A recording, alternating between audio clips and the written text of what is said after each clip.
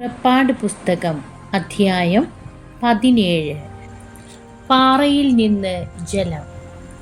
Israel സമൂഹം മുഴുവൻ scene മരുഭൂമിയിൽ നിന്ന് പുറപ്പെട്ട് കർത്താവിൻ്റെ നിർദ്ദേശമനുസരിച്ച് പടിപടിയായി യാത്ര ചെയ്ത് റഫീദീമിലെത്തി പാളയമടിച്ചു. അവിടെ അവർക്ക് കുടിക്കാൻ വെള്ളമുണ്ടായിരുന്നില്ല. ജനം മോശയെ കുറ്റപ്പെടുത്തിക്കൊണ്ട് ഞങ്ങൾക്ക് കുടിക്കാൻ വെള്ളം തരിക എന്ന് പറഞ്ഞു. മോശ അവരോട് പറഞ്ഞു, നിങ്ങൾ എന്തിനെ എന്നെ കുറ്റപ്പെടുത്തുന്നു? എന്തിന് കർത്താവിനെ പരീക്ഷിക്കുന്നു? ദാഹിച്ചു വലഞ്ഞ ജനം മോശയ്ക്കെതിരെ ആവലാതിപ്പെട്ട് ചോദിച്ചു, നീ എന്തിനാണ് ഞങ്ങളെ ഈജിപ്തിൽ നിന്ന് പുറത്തേക്ക് കൊണ്ടുവന്നത്? ഞങ്ങളും കുട്ടികളും കന്നുകാലികളും ദാഹിച്ച് ചാകട്ടെ എന്ന് കരുതിയാണോ? മോശ കർത്താവിനോട് നിലവിളിച്ചു പറഞ്ഞു, ഈ ജനത്തോട് ഞാൻ എന്താണ് ചെയ്യുക? ഏറെ താമസിയാതെ അവർ എന്നെ കല്ലെറിയും. കർത്താവ് മോശയോട് അരുളി ചെയ്തു, ഏതാനും ഇസ്രായേൽ ശ്രേഷ്ഠന്മാരുമൊത്ത് നീ ജനത്തിൻ്റെ മുൻപേ പോകുക.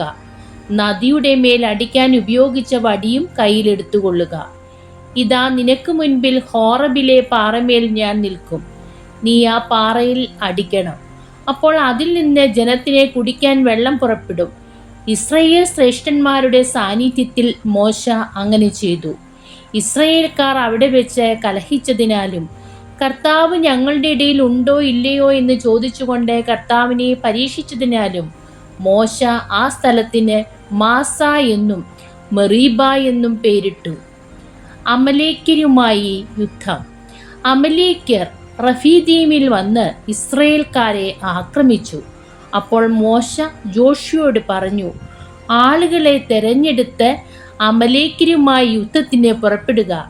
ഞാൻ നാളെ ദൈവത്തിൻ്റെ വടി കയ്യിലെടുത്ത് മലമുകളിൽ നിൽക്കും. മോശ പറഞ്ഞതനുസരിച്ച് ജോഷുവ അമലേക്യരുമായി യുദ്ധം ചെയ്തു. മോശ, അഹറോൻ, ഹൂർ എന്നിവർ മലമുകളിൽ കയറി നിന്നു. മോശ കരങ്ങൾ ഉയർത്തിപ്പിടിച്ചിരുന്നപ്പോഴെല്ലാം ഇസ്രായേൽ വിജയിച്ചുകൊണ്ടിരുന്നു. കരങ്ങൾ താഴ്ത്തിയപ്പോൾ അമലേക്യർക്കായിരുന്നു വിജയം. മോശയുടെ കൈകൾ കുഴഞ്ഞു. അപ്പോൾ അവർ ഒരു കല്ല് നീക്കിയിട്ട് കൊടുത്തു. മോശ അതിന്മേലിരുന്നു. അഹറോനും ഹൂറും അവൻ്റെ കൈകൾ ഉയർത്തിപ്പിടിച്ചുകൊണ്ട് ഇരുവശങ്ങളിലും നിന്നു. സൂര്യാസ്തമയം വരെ അവൻ്റെ കൈകൾ ഉയർന്നു തന്നെ നിന്നു. ജോഷുവ അമലേക്കിനെയും അവൻ്റെ ആളുകളെയും വാളുകൊണ്ട് അരിഞ്ഞു വീഴ്ത്തി. കർത്താവ് മോശയോട് അരുളി ചെയ്തു, ഇതിൻ്റെ ഓർമ്മ നിലനിർത്താനായി നീ ഇത് ഒരു പുസ്തകത്തിൽ എഴുതി ജോഷുവയെ വായിച്ചു കേൾപ്പിക്കുക. ആകാശത്തിൻ കീഴിൽ നിന്ന് അമലേക്കിൻ്റെ സ്മരണ ഞാൻ നിശേഷം മായ്ച്ചു കളയും.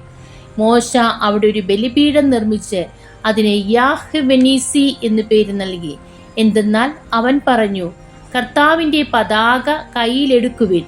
തലമുറ തോറും കർത്താവ് അമലേക്കിനെതിരായി യുദ്ധം ചെയ്തുകൊണ്ടിരിക്കും. ദൈവമേ, സ്തുതി അങ്ങേക്ക് യോഗ്യമാകുന്നു.